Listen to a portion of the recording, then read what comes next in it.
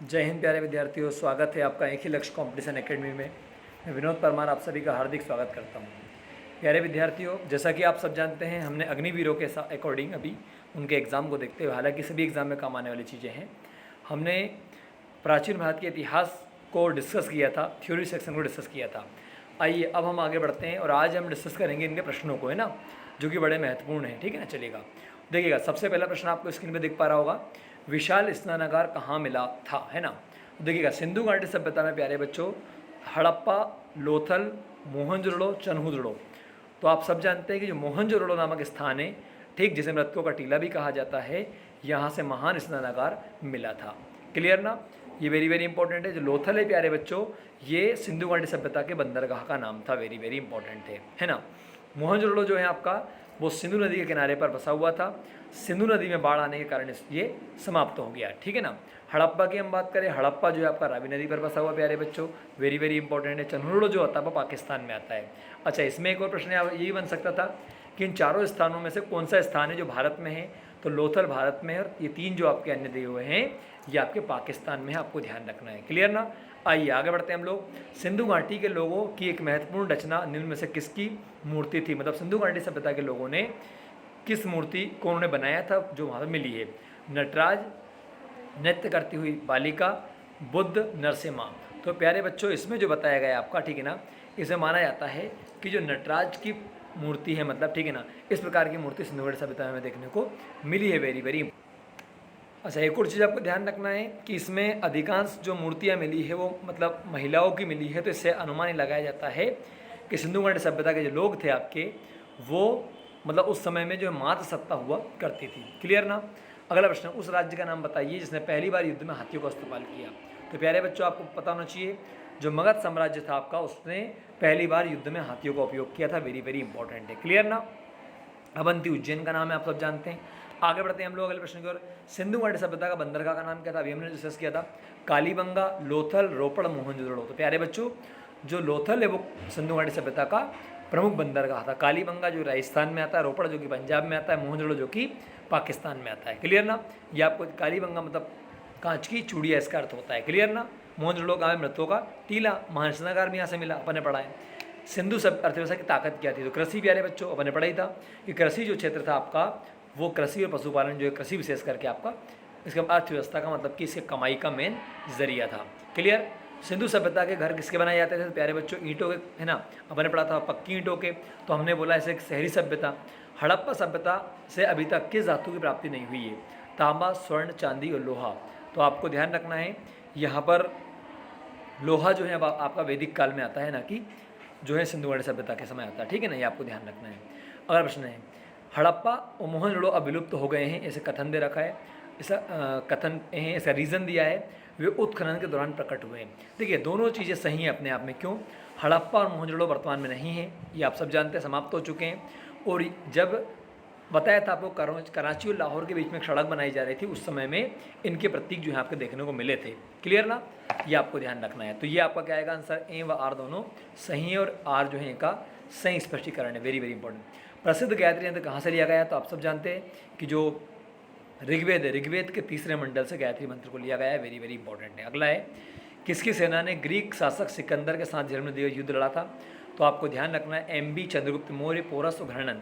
तो आप सब जानते हैं, जब सिकंदर ने भारत पर आक्रमण किया उस समय में पंजाब का जो राजा था वो जयपाल था, है ना, ये आपको ध्यान रखना है। सॉरी, पंजाब का राजा जो था पोरस था आपका, ठीक है ना, और मगध का सम्राट जो था वो घृणन था। ठीक है ना। तो पंजाब के राजा पोरस ने सिकंदर से जो है युद्ध लड़ा था 326 ईसा पूर्व में। सिकंदर का इतिहास में एक नाम और है जो कि अलेक्जेंडर के नाम से जाना इसको जाता है, वेरी वेरी इंपॉर्टेंट है, आपको याद रखना है। क्लियर ना बच्चों, चलिएगा आइए आगे बढ़ते हैं हम लोग, है ना। चंद्रगुप्त मौर्य आप सब जानते हैं। देखो, चंद्रगुप्त मौर्य जो था आपका, इन्होंने सिकंदर के सेनापति सेल्यूकस निकेटर को बाद में हराया था, बहुत बाद में। सिकंदर की मृत्यु हो गई थी, उसके बाद की बातें। क्लियर ना। अगला, निम्न मगध के राजवंशों को काल अनुसार जमाइएगा। नंद वंश, शिशुनाग वंश, मौर्य वंश, हर्यक वंश। तो इसका ट्रिक था आपका हसीन। तो इसका मतलब है हा से हर्यक वंश, देन शिशुनाग वंश, है ना, फिर आपका नंद वंश और फिर आपका मौर्य वंश। क्लियर ना। तो पहले क्या आएगा, हर्यक, फिर क्या आएगा आपका शिशुनाग, फिर क्या आएगा आपका नंद, फिर आएगा मौर्य। तो क्या आएगा आपका 4, पहले में 4 आएगा, है ना, फिर आएगा 2, 4, 2, फिर आएगा 1 और 3 आपका, 4-1 मतलब 4-2-1-3 है ना, मतलब बी वाला आंसर इसका आ जाएगा। बिंदुसार के शासन के दौरान अशांति कहाँ हुई थी? प्यारे बच्चों, चंद्रगुप्त मौर्य का जो लड़का था बिंदुसार, ठीक है ना, ठीक, उसके समय ऐसा कहा जाता है कि जो तक्षशिला है, तक्षशिला बोले तो आपका पाकिस्तान में आज समय आता है ना, तक्षशिला जो विश्वविद्यालय दुनिया का सबसे पहला विश्वविद्यालय जहाँ के जो आचार्य थे प्रमुख रूप से वो चाणक्य जी थे, है ना। चाणक्य का बचपन का नाम क्या था? कौटिल्य जो था आपका विष्णुगुप्त था, है ना। वो कौटिल्य के नाम से उन्होंने क्या लिखा है? इन्होंने अर्थशास्त्र की रचना की, वेरी वेरी इंपॉर्टेंट है। चंद्रगुप्त मौर्य ने अपने अंतिम दिन कहाँ गुजारे? तो आपको पता है चंद्रगुप्त मौर्य जो थे, ठीक, उन्होंने अपने आखिरी समय में जैन धर्म की दीक्षा ली थी और इन्होंने कर्नाटक के श्रवणबेलगोला में जहाँ गोमतेश्वर जी की मूर्ति है वहाँ पर अपने प्राण जो है त्यागे थे। क्लियर ना। जैन धर्म की परंपरा होती है कि इसमें संन्यास लिया जाता है अंतिम समय में, चाहे तो जो लोग अपना खाना पीना छोड़ करके ईश्वर की उपासना करते हैं और अपने प्राण को त्याग देते हैं। क्लियर ना।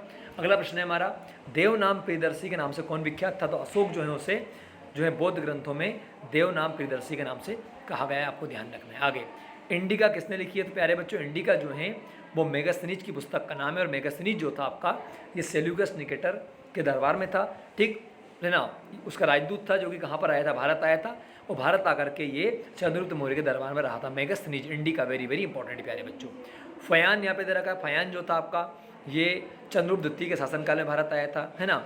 अरस्तु जो था ये सिकंदर के गुरु का नाम था। चाणक्य जो थे वो चंद्रगुप्त मौर्य के गुरु का नाम था, आपको ध्यान रखना है ना। मौर्य दरबार में ग्रीस के राजदूत का नाम क्या था? तो मौर्य दरबार में जो ग्रीस का राजदूत आया था वो कौन आया था? मेगास्थनीज आया था, आपको पता है ना। भाई प्लेटो तो आएगा नहीं, अरस्तु तो आएगा नहीं, सिकंदर तो आएगा नहीं। सिकंदर गुरु का नाम क्या था? अरस्तु था।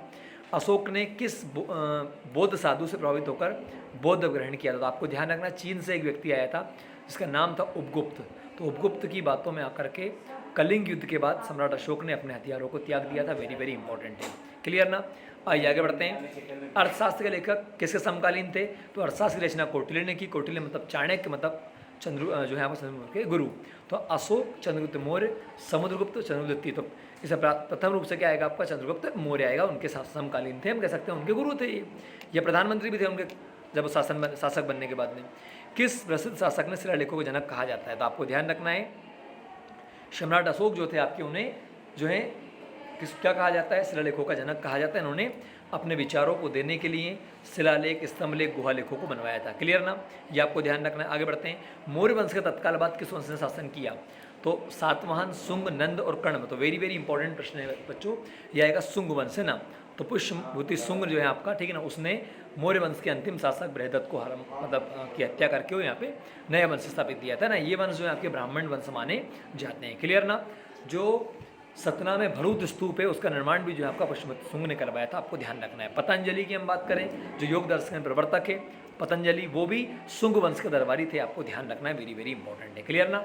चलिए आगे बढ़ते हैं हम लोग। सातवाहन वंश तो जो है आपका बाद में आया, चलेगा। विक्रमादित्य के नाम से जाना जाता है, तो किसको बताइएगा? स्कंदगुप्त को, समुद्रगुप्त को, कुमारगुप्त को, चंद्रगुप्त द्वितीय को।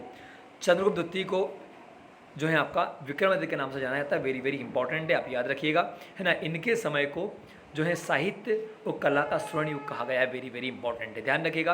अकबर के शासनकाल को हिंदी साहित्य का स्वर्ण युग कहा जाता है और चंद्रगुप्त द्वितीय मतलब कि विक्रमादित्य मतलब गुप्त वंश के राजा, इनके शासनकाल को जो है आपका साहित्य व कला का स्वर्ण युग कहा जाता है। वेरी वेरी इंपॉर्टेंट है। क्लियर ना। चित्रकला का स्वर्ण युग जो कहा गया वो जहांगीर के समय को कहा गया, क्योंकि चित्रकला ज़्यादा बनवाई थी, है ना। स्थापत्य कला का स्वर्ण युग जो कहा गया वो शाहजहां के समय को कहा गया। वेरी वेरी इंपॉर्टेंट है। चारों प्रश्न वेरी वेरी इंपॉर्टेंट है, याद रखिएगा। क्लियर ना। अगला प्रश्न है हमारा, लिच्छवी दोहित्र किसे कहा जाता है? लिच्छवी देखिएगा, तो इसमें चंद्रगुप्त प्रथम, स्कंदगुप्त, समुद्रगुप्त और आपका कुमारगुप्त। तो समुद्रगुप्त जो थे आपके, इन्हें लिच्छवी दोहित्र के नाम से जाना जाता है, ठीक है ना, क्योंकि इनके जो पिता थे आपके, उन्होंने लिच्छवी की जो मतलब लिच्छवी के राज्य थे उनके राजा की पुत्री से विवाह किया था। उनके पुत्र थे कौन? समुद्रगुप्त, जिन्हें भारत का नेपोलियन भी कहा जाता है। क्लियर ना। और प्रयागराज इलाहाबाद में इस समुद्रगुप्त के नाम से एक स्तंभ बना हुआ है, जिसे प्रयाग प्रशस्ति के नाम से जाना जाता है। वेरी वेरी इंपॉर्टेंट है। और आपसे पूछेगा किस गुप्त राजा को जो है आपका उसके सिक्कों पर वीणा बजाते हुए या कविराज के रूप में दर्शाया गया है? तो आपको ध्यान रखना, समुद्र गुप्त है। इनके सिक्के जो हैं, इनके सिक्के के ऊपर, है ना, एक तरफ वीणा बजाता हुआ दर्शाया गया, एक तरफ आपका कुछ पढ़ते हुए लिखते हुए बताया गया, मतलब इसे कविराज भी हम मान सकते हैं। कुछ जगह कहा गया है। विशेषकर आपका आएगा इसमें क्या, जो कि संगीतज्ञ भी आप कह सकते हैं, संगीत के शौकीन भी थे, ऐसा माना जाता है। भारत के किस भारत देश का नेपोलियन किसे कहा गया, तो आप सब जानते हैं समुद्रगुप्त को भारत का नेपोलियन कहा जाता है। क्लियर ना। समुद्रगुप्त के पुत्र ही थे चंद्रगुप्त द्वितीय, इन्हें विक्रमादित्य, जिन्होंने उज्जैन में शासन किया था। अगला प्रश्न है फयान किसके शासनकाल में भारत आया था, तो ध्यान रखिएगा फयान जो था आपका वो चंद्रगुप्त द्वितीय के शासनकाल में भारत आया था। वेरी वेरी इंपॉर्टेंट है। क्लियर ना। चलेगा, ये अपन ने देखा है पहले भी। मेघदूतम का रचिता कौन है, मेघदूतम रचिता कौन है, कालिदास जी। आपको पता है कालिदास जी जो थे उन्होंने, देखिएगा इसकी ट्रिक बनेगी में रवि कुमार आ गया, तो मेघदूतम है ना, ऋषि से आप ऋतु संहारम, वी से विक्रम वर्षियम, रवि कुमार, कुमार संभवम, माँ से माल विकाग्नि मित्रम है ना, कुमार रा से रघुवंशम, आ से अभिज्ञान शाकुंतलम। इनके जो रचयिता है वो कौन है, तुलसीदास जी, कालिदास जी। कालिदास जी जो है आपके, इन्हें भारत का शेक्सपियर भी कहा जाता है। वेरी वेरी इंपॉर्टेंट है ना, इंपॉर्टेंट बात है ना, ये बिल्कुल याद रखिए। उज्जैन में रहा करते थे, ठीक है ना।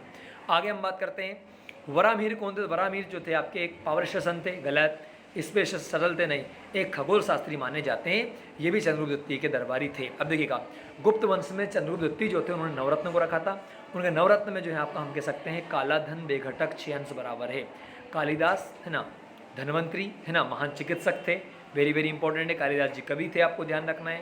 धन, काला धन, बेघटक, बे से बेताल भट्ट, बेघटक, घटक से घटक परर, 6 से छप्पणक है ना, और 6 अंश आ से अमर सिंह, और सा से शंकु है ना, और आपका 6 अंश बराबर, तो वरा से वरा मेहर, महान गणितज्ञ, और वररुचि, ये आपको दे। किसके दरबारी थे ये, तो ये सारे किसके बताएं, धनवंतरी जो थे वो महान चिकित्सक थे है ना, वरामिहिर जो थे महान गणितज्ञ थे, कालिदास जो थे आपके वो उस समय के महान कवि थे। वेरी वेरी इंपॉर्टेंट है। क्लियर ना। चलिए आइए आगे बढ़ते हैं। अगला प्रश्न देखिएगा, ऋग्वेद आर्यों का मुख्य व्यवसाय क्या था। तो प्यारे बच्चों, ऋग्वेद में जो आर्यों का मुख्य व्यवसाय था वो क्या था, कृषि और पशुपालन। वेरी वेरी इंपॉर्टेंट है अपने आप में, ठीक है। कृषि इसमें आपका आंसर आ जाएगा, है ना। अगला है निम्न में से कौन एक बौद्ध ग्रंथ 16 महाजन का उल्लेख मिलता है, मतलब कौन से इनमें से ऑप्शन दिया हुआ है उनमें बौद्ध जो है आपका 16 महाजन पर आई थी भारत में कहा गया। तो अंगुत्तर निकाय, कौन सा बताए, अंगुत्तर निकाय ग्रंथ है ना। उस ग्रंथ में जो है आपका भारत की 16 महाजनपदों की जानकारी मिलती है, आपको ध्यान रखना है। मगध के किस राजा ने राज्य के लालच में अपने पिता की हत्या कर दी थी, तो आपको पता बिंबिसार, अजातशत्रु। तो अजातशत्रु ने अपने पिता को की हत्या करके मतलब वंश को आगे बढ़ाया, सुनाग वंश के व्यक्ति ने, आपको ध्यान रखना है। क्लियर ना। देखिएगा इस प्रकार से प्रश्न हमारे एक और आखिरी है, अशोक के शिलालेखों को पढ़ने वाला प्रथम अंग्रेज कौन था।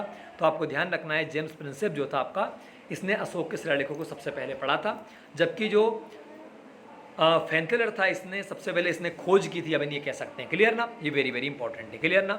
तो इस प्रकार के प्रश्न हमारी परीक्षा में बनेंगे, ठीक है ना। तो बहुत कम समय में हमने 10 से 12 मिनट के अंदर पूरे टॉपिक को समझा है, अच्छे से पढ़िएगा।